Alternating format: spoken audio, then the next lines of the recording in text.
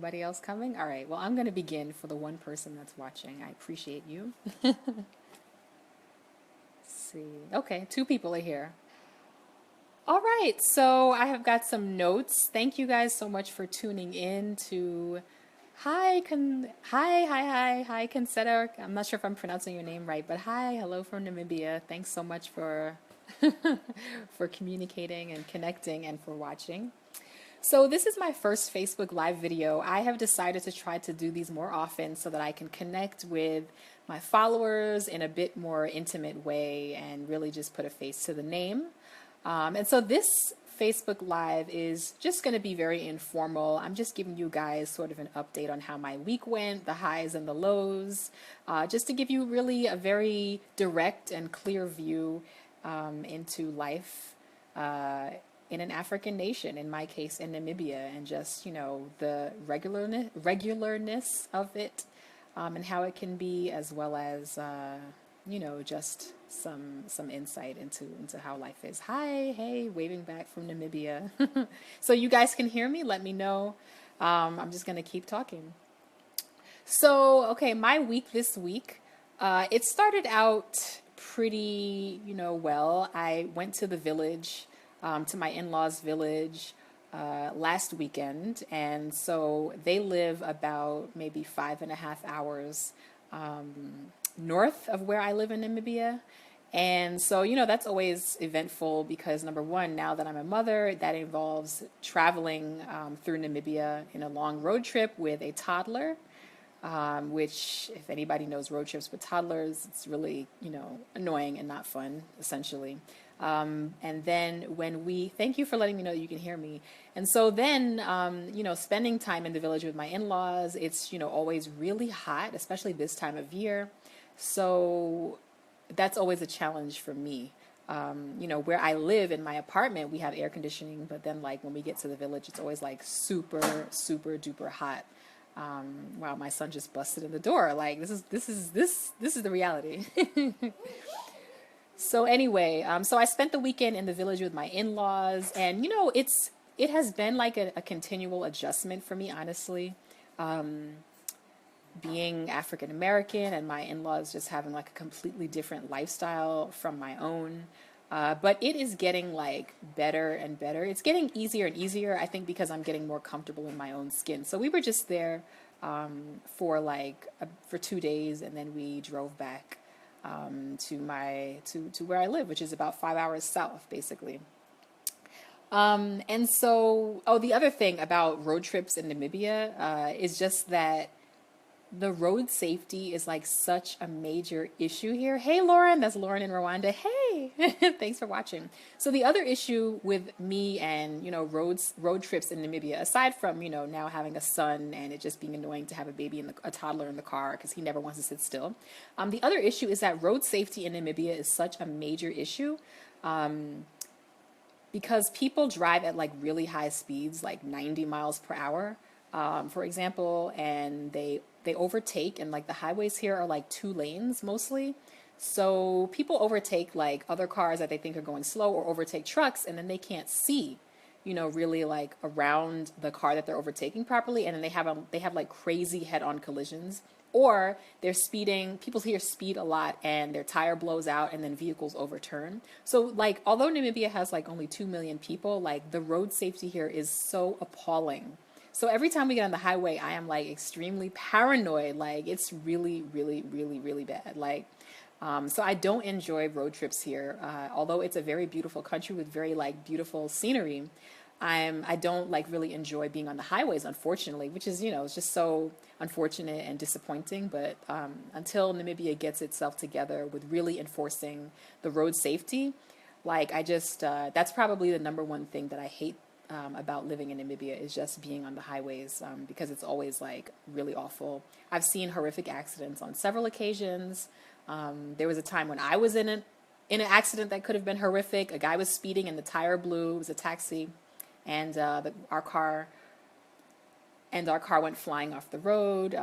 You know, but it didn't flip over. It's just a lot. So you know, that was my weekend. Road trip to the north of the country, road trip back, and spent it in the village. And so in terms of the highs of my week so far, for everyone that's joining, I'm just going over very informally the highs and lows of my week here in Namibia, just to give you guys an idea of what it's like, to live abroad in an African nation, and how it can be regular but challenging at many times. So the highs of my week are that, I got a lot of things done with my blog related. I'm really trying to up my platform and its presentation for you guys, and make it a bit more high quality. But then as well, another high of the week is that, it's the rainy season here in Namibia. So that means relief. It's extremely hot. No, I haven't only been in Namibia for a week. I've been here for 6 years. Sorry. Someone's asking if I've been in here for a week. No, I've been in Namibia living here for 6 years. So, yeah, the other, great part about this week is that because it's the rainy season right now in Namibia, there's just the opportunity for it to cool down. The sun is so excruciatingly hot here, especially this time of the year. But the good news is that it's also the rainy season, so you get a lot of relief. And so for me, in terms of taking my son to the park and on walks and things like that, it's nice when it does rain and when it's cloudy, because it cools things off. Because when it's hot here and it doesn't rain and it's just sunny, it's there's no taking him to the park unless it's very early in the morning or very late in the afternoon. So it's always a welcome relief, especially as a parent now, in terms of things to do and taking my son, outdoor for fresh air and things like that, and activities. So then the lows of my week here in Namibia. So my blog had, like I said, I'm trying to improve the quality for you guys of many aspects of my blog. And so part of that is making sure it's very secure from hackers and stuff, because people like to hack into websites, especially WordPress websites, from my understanding. And so I installed a firewall, and I still don't quite understand everything about that, but I am paying for this monthly, and it turned out that, some of its settings are so high that it prevented people from being able to comment on my articles on the website. And if you guys don't know my website, it's AAinAfrica.com, African American in Africa. So I installed this firewall, and it turned out that it was really secure, but to the point where people could not comment. And then I also could not update my own website. And so again, being in Namibia and all the way here, it's just so difficult to, immediately have access to customer service issues. Number one, right now I'm 7 hours ahead of the East Coast. And so usually when I need to call somewhere, and if I need to call somewhere in the US, the customer service hours have closed or something like that, or it's too early there or something like that. But so that was really, I had no idea that people couldn't comment on my articles, and it was just really irritating to find out that, this firewall was supposed to be doing me good, and then it wasn't. Anyway, I happened to, just jump into a chat with a customer service rep, and that issue has been fixed. So if you went on my website this week to make a comment on an article and you couldn't because you got some weird firewall message, that was what was going on. And then the other low of this week was yesterday. Again, for everyone that's joining, I'm just talking about the highs and the lows of my week here in Namibia, to give you an idea of what it's like to live abroad, and just how normal your life can be. So the other low of my week here was just yesterday. I went shopping. I was out with my husband and son, and we were shopping for clothing. Well, just, clothing and a couple of little things. So we were in this sneaker store, and all of a sudden people were kind of making noise outside and really rowdy. And then so we look over, and there's this crowd gathering, and basically this guy, these security guards from all the different stores, because we were in a strip mall, these security guards were jumping this guy. And when I tell you they were jumping him, they were beating his butt. Hard, and I was just like really shocked. Like sometimes you just like the things you see. I mean, okay, people get jumped in the U.S., but it was just so like in my face, and it was like there was nobody that was going to call. Like there was no calling the police or anything. Like it was like, you know, just people taking issues into their own hands. So this guy is getting beat up by security guards like really badly. And there's a crowd like around him, and it turned out that he was like he had stolen something, which is what I assumed had happened. But it was like, okay, like y'all understand the struggle. Like, why are you beating up somebody that like stole something? I mean, a lot, like sometimes you kind of have sympathy for people that, in a way, for people that steal things because of the poverty issues here. And so this guy was like, so I was like, okay, like even if he stole something, like does that warrant him getting beaten up? I mean, what's the big difference? But then it turned out that the guy had actually stabbed a security guard, and so it was like all the security guards from the neighboring stores like came and like whooped his butt. It was crazy, and I didn't even want to see it directly, so I stayed in the in the store I was in when my husband like ran to the front. He wanted to see. I'm like, nah, I don't need that imprinted in my memory. But it was, I could still hear the guy getting his like back pounded on. It was just awful. Like it was crazy. So that wasn't really a nice part of this week. Like I don't like seeing violence, so that's not really my thing. So that was the other low of the week. Hi, Khan. Someone is from New York City, but in Kenya. I hope it's awesome. I've heard amazing things about Kenya and Nairobi and Mombasa, and it's a place I would definitely love to visit. One of my close friends lived there for a little over a year. And so that was kind of just the highlights of my week. If you missed the first part of my video, you can, take a rewind back. I would now like to sort of remind you guys to please subscribe to the newsletter on my website. Again, my website is AAinAfrica.com. If you enjoy reading from African Americans who are living on the African continent and their experiences of traveling or having lived on the African continent, you should check out my website and subscribe to the newsletter so that anytime I post a new article, you will get a notification and an article link in your inbox. Our latest article was interviewing Kristen, who is awesome sauce and living in Kampala, Uganda, with her son, and she has a YouTube channel. It's Miss Black Expat. She also has a blog, Miss Black Expat, so you should definitely check out her article. I also just published an article on how to deal with the heat in Africa, because that is such a reality, like for all of us, like living here in most of the continent.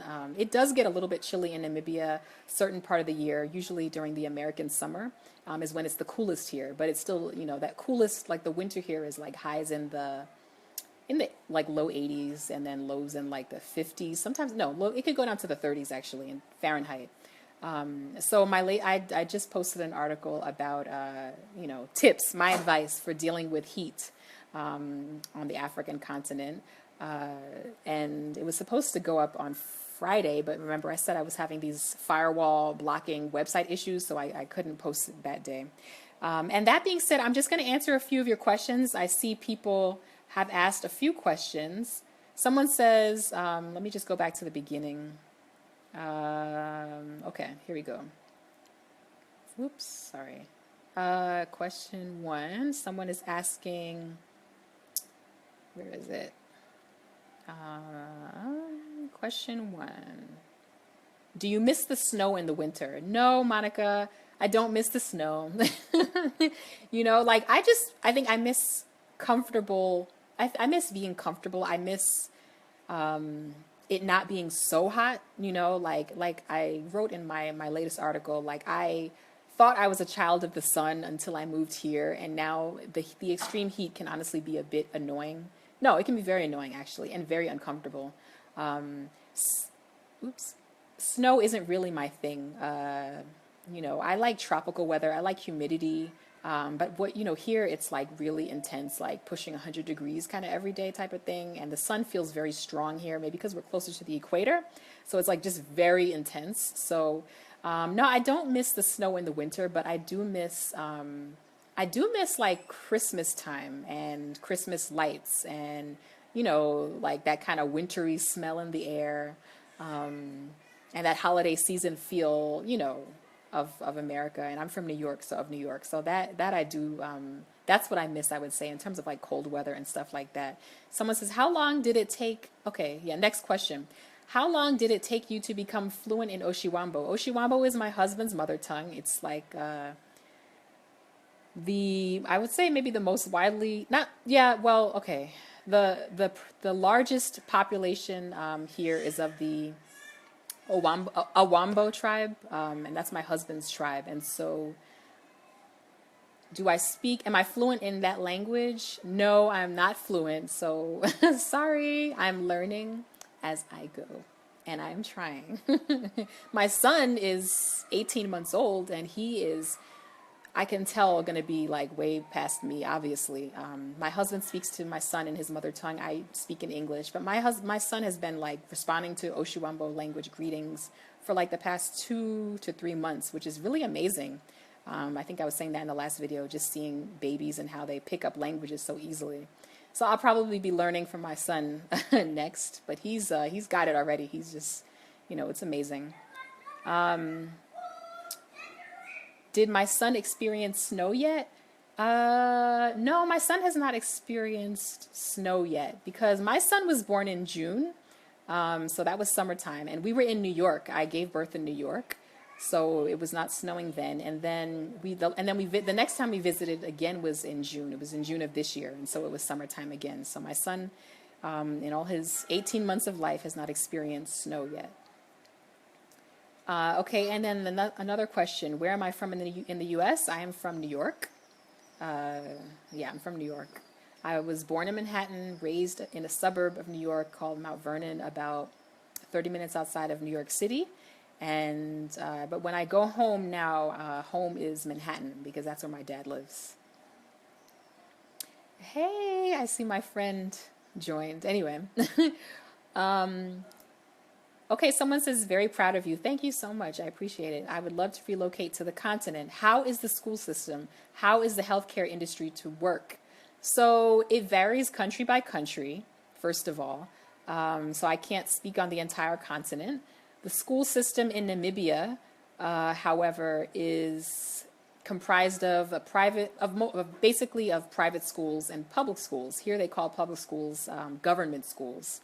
And the private schools, you have to pay a tuition, essentially, for your child to attend. And I've seen like most like Westerners, people from like America or Europe, I would say, tend to put their children like in private schools here. That's what I've noticed in Namibia at least. And I think it's, safe to say that it's kind of the norm around the continent when it comes to expats from like Western countries or whatever.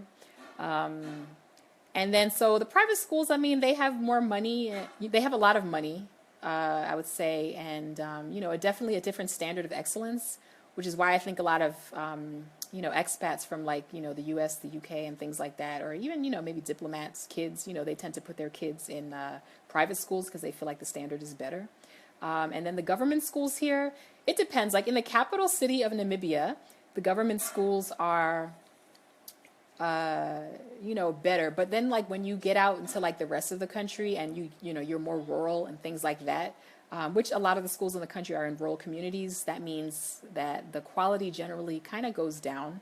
You have the issues of like overcrowding, not enough school resources and textbooks. I used to teach high school students here.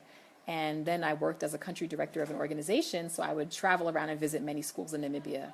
And so in many, but that's not to say that students of government schools do not perform well and go on to do amazing things. There are those students, but there are definitely challenges in government schools in Namibia. And in terms of the rest of the continent, I mean, I think it's safe to say that, it's kind of a similar situation. Like you've got the private schools and then you've got the government schools, which again are like public schools. And then a lot of the times I think the private school quality can be, a bit higher.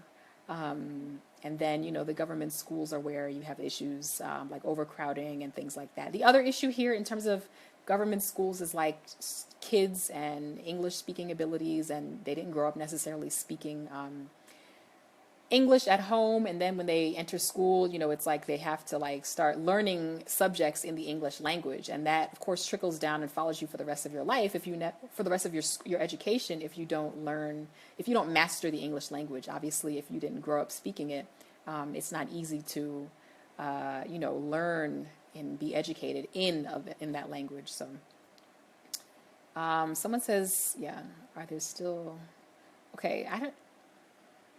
I'm not really sure if there's still classroom development fees. I have to ask my husband. I'm kind of out of the loop on that. I don't really remember, but I think they're pretty much school development fees is what they're called. I think they're pretty much free, but I'm not sure.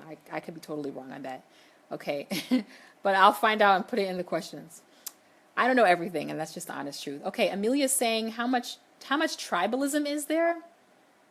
Have you seen that some areas are neglected by the government? I mean, that's kind of like a touchy subject. I think it's safe to say that tribalism does exist, and I think maybe during political seasons is when you kind of see it, the most. But it's still a very stable, relatively peaceful country, although there are issues here, that you don't really get to understand, like unless you're really here and immersed into the society. But I mean, I think, let's be honest. I think there are definitely some tribalist issues here. But on the surface, people are pretty, cool in terms of their interaction with each other. But, certain comments behind the scenes and sometimes, especially related to like certain politics and things like that is where you definitely see commentary and, tribalistic, comments and things like that. And that's just Namibia. Again, I'm talking about Namibia. Someone's asking me, have I visited Botswana or South Africa yet, or any other African countries? Sadly, I have not. I have only been to South Africa in the airport when I'm flying between New York and Namibia. And that's one of my biggest regrets. But I think it's on the horizon. Like, my life here has been kind of like really not intense, but just like a lot of life happening like year after year after year, getting a certain job. So then I didn't have the vacation time, or getting married, or going back home to give birth and things like that. So in all of these like life events, I did not take time to travel to other African countries. And now I'm a mother. But that is going to be changing, especially in 2017. That is my goal, seriously. So because I really have a passion for travel, obviously. And reading all the stories from the people that I interview on my website, I have just really, I want to see so many of the countries that they've lived in. And I'm so jealous of people that have been to so many African countries. But I get to sort of vicariously live through them through this website platform. Yeah, exactly. My friend is saying there are no school development fees. Someone asked about that question. School is 100% free. That's what I was thinking. Exactly. All right. So if there aren't any more questions, I'm going to wrap this up. I am trying to keep these short because I want to upload them to my YouTube channel afterwards, and that means I have to download it, re-upload it, and the longer this video is, the longer it will take to get it onto YouTube. Like, I'm talking 24 hours. So I will see you guys the next time. Thank you so much for all of the questions. Again, please subscribe to my website's content. All you have to do is go to www.aainafrica.com, and you will see subscription boxes all over the place where you can subscribe and really stay abreast of the articles that I write about my experiences, and the articles that I post, the interviews that I post about other African Americans' experiences living across the African continent. And I am trying to expand to not just covering African Americans, but also the rest of the African, diaspora that is living or has relocated to the African continent. So people from the UK, people from South America, things like that are Black people that have relocated to Africa, people from the Caribbean that have relocated to the African continent. I want to expand and show, more stories. So I will see you guys on the next Facebook Live, and thank you so much for watching. Someone's saying, where am I? I'm in Namibia, and again, I'm from New York. Do I go to church? No, I don't. I wrote an article on that on my website. Check it out. I will put it in the comments. Okay, talk to you guys soon. Bye.